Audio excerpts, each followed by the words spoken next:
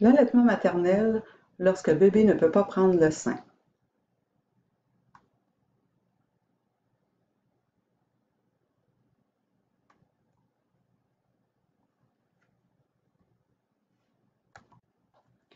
La présentation qui suit parle du démarrage de l'allaitement lorsque votre bébé ne peut pas prendre le sein en lien avec une condition médicale particulière. En tout temps, l'équipe de soins est là pour vous soutenir et répondre à vos questions.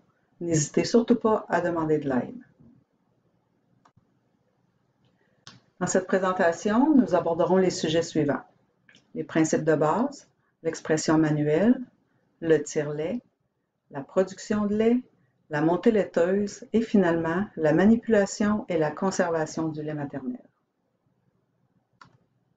Débutons avec les principes de base. Vous avez choisi d'exprimer votre lait pour votre bébé? Bravo!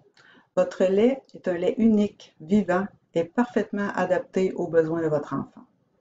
Pour bien démarrer votre production, retenez ces 3 mots: tôt, souvent et efficacement.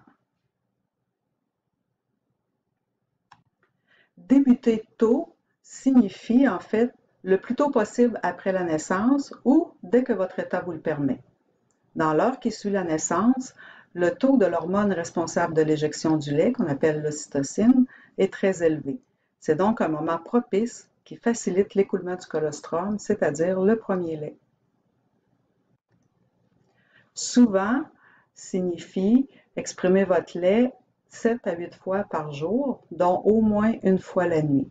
La nuit, particulièrement entre minuit et 5 heures le matin, le taux d'hormones est plus élevé, ainsi on va obtenir souvent plus de lait. Et par efficacement, ce qu'on veut dire, c'est que pour recueillir le plus de colostrum possible, commencez par l'expression manuelle. Allez chercher tout ce que vous êtes capable d'aller récolter.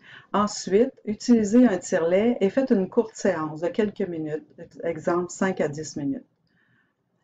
Cela active la réaction hormonale et stimule la création de récepteurs d'hormones dans votre glande mammaire. Et lorsque vous aurez suffisamment de lait pour être recueilli avec le tire-lait, vous pourrez alors cesser l'expression manuelle.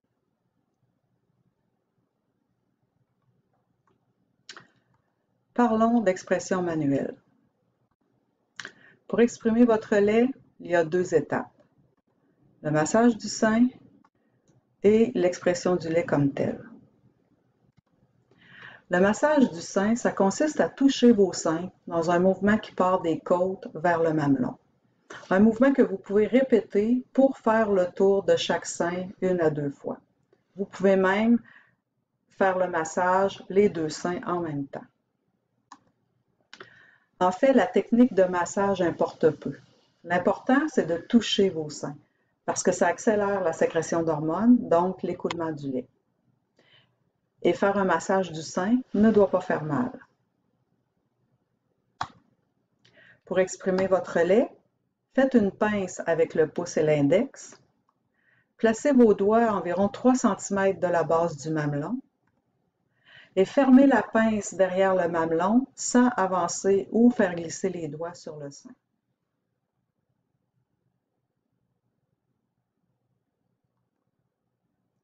C'est normal que le lait ne s'écoule pas dès les premiers mouvements.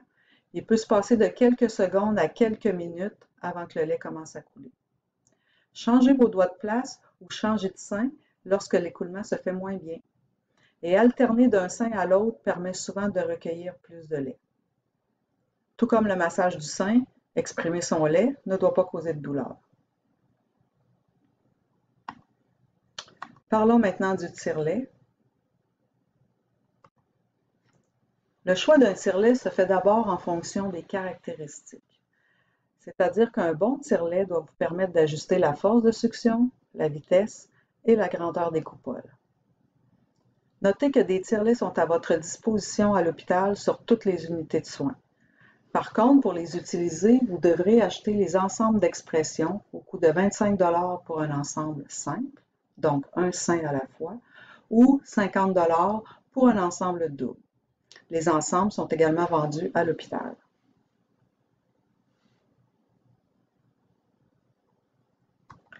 Le choix d'un tire-lait se fait aussi en fonction de la durée d'utilisation. Voici quelques questions à vous poser pour vous aider à faire le bon choix. Quel est votre objectif d'allaitement? Vous prévoyez utiliser le tire-lait pendant combien de temps? Est-ce que vous prévoyez avoir d'autres enfants? Et est-ce que vos assurances collectives remboursent un achat ou une location de tire-lait? Si on parle d'une utilisation temporaire ou sur une courte période, un tire-lait personnel, manuel ou électrique peut très bien convenir. Vous pouvez également acheter un ensemble d'expressions simples et l'utiliser avec le tire-lait de l'hôpital. Lorsqu'on parle de quelques semaines, le tire-lait électrique, la double expression, c'est-à-dire les deux seins en même temps, serait préférable. Vous pouvez soit l'acheter ou le louer. Et finalement, si on parle de plusieurs mois, le tire-lait électrique double expression est le meilleur choix et l'achat va être un meilleur choix aussi, ça va être plus économique que la location.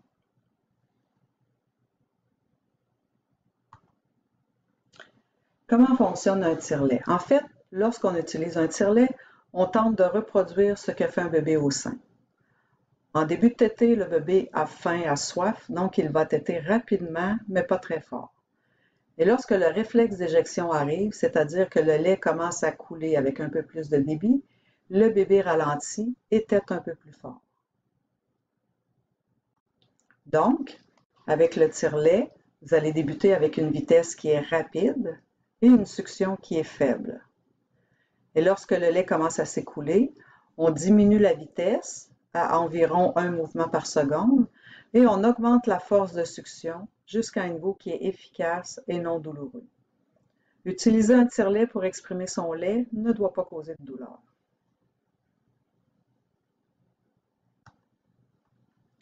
Le choix des coupoles est également très important. La coupole est la partie de l'ensemble d'expressions qui s'ajuste sur votre sein. En fait, la grandeur de la coupole doit être ajustée à la grosseur du mamelon et non à la grosseur du sein ou de l'aréole.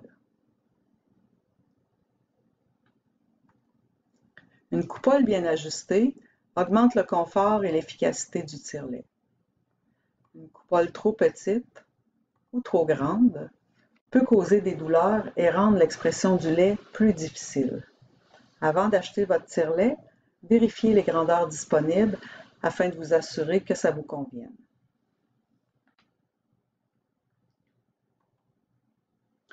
Quelle est la durée idéale d'une séance? Difficile à dire. Parce que l'important lorsqu'on utilise un tire-lait, c'est de s'assurer que les seins soient bien souples ou que les seins soient bien vidés, on peut dire ainsi, après la séance. Donc, la durée peut varier tout au long du processus. En période de montée laiteuse, par exemple, il faut parfois exprimer plus longtemps pour bien vider les seins. Vous vous ajusterez au fil du temps. Un petit conseil, des séances plus courtes et plus fréquentes, par exemple 20 minutes les deux seins en même temps, 7 à 8 fois par jour, donnent souvent de meilleurs résultats que quelques longues séances, comme par exemple 60 minutes, mais seulement 4 à 5 fois par jour.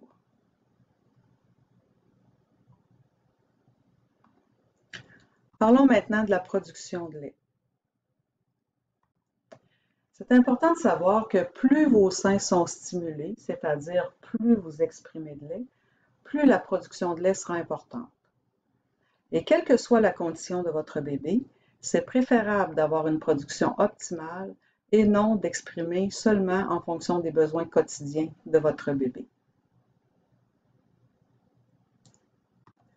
Voici en moyenne la quantité de lait produite sur une période de 24 heures. Dans les premiers jours de vie de votre bébé, c'est-à-dire avant la montée laiteuse, la quantité moyenne se situe entre 10 et 100 ml par 24 heures. Vers une semaine de vie, on parle d'environ 500 ml. Vers 2 semaines de vie, autour de 750 ml.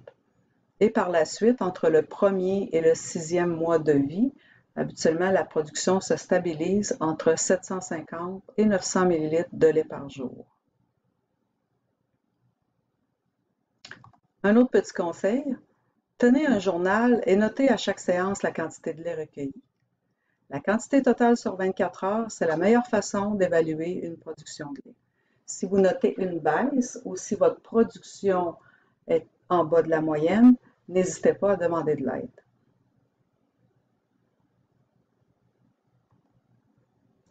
La montée laiteuse. La montée laiteuse, c'est une étape normale de la lactation. Elle arrive généralement entre le 2e et le 5e jour après la naissance. Vos seins peuvent être plus gros, plus chauds, plus lourds, plus sensibles ou plus douloureux. Et vous allez observer également que la quantité de lait augmente. Les conseils qui suivent sont expliqués en détail dans un dépliant de couleur jaune qu'on vous remettra au moment de votre départ de l'hôpital. Prenez soin de bien le consulter.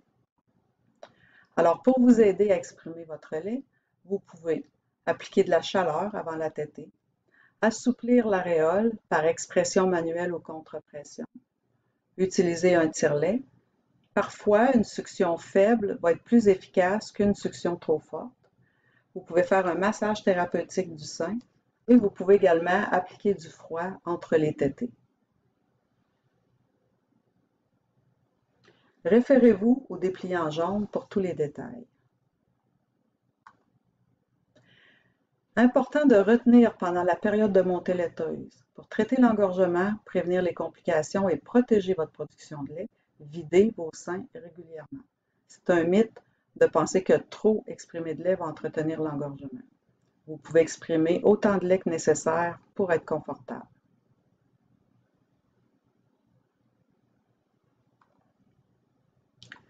Et terminons avec la manipulation et la conservation du lait maternel. Pendant toute la durée de séjour de votre bébé, nous vous fournirons les contenants pour mettre le lait, ainsi que des étiquettes d'identification pré-imprimées. Chaque contenant doit avoir sa propre étiquette, sur laquelle vous ajouterez la date et l'heure de la séance. C'est préférable également d'utiliser un contenant différent pour chaque séance de tire-lait. Pour transporter le lait de la maison vers l'hôpital, assurez-vous que le lait est toujours en contact avec le froid, donc vous pouvez utiliser une glacière avec de la glace sèche, comme un ice pack. Apportez à l'hôpital le lait en quantité suffisante pour couvrir la période de temps entre 2 visites. Et remettez le lait à l'infirmière qui s'occupe de votre bébé. La conservation du lait à l'hôpital est la suivante. Le lait frais se garde 4 heures à la température de la pièce ou 48 heures au réfrigérateur. Le lait congelé, 6 mois au congélateur et le lait décongelé, 24 heures au réfrigérateur.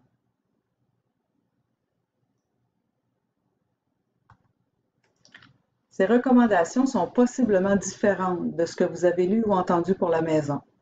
Nous avons adapté les durées en tenant compte que votre enfant est dans un milieu plus à risque, que son état de santé peut être plus fragile et également que les réfrigérateurs et les congélateurs sont ouverts plusieurs fois par jour et ce, 24 heures sur 24.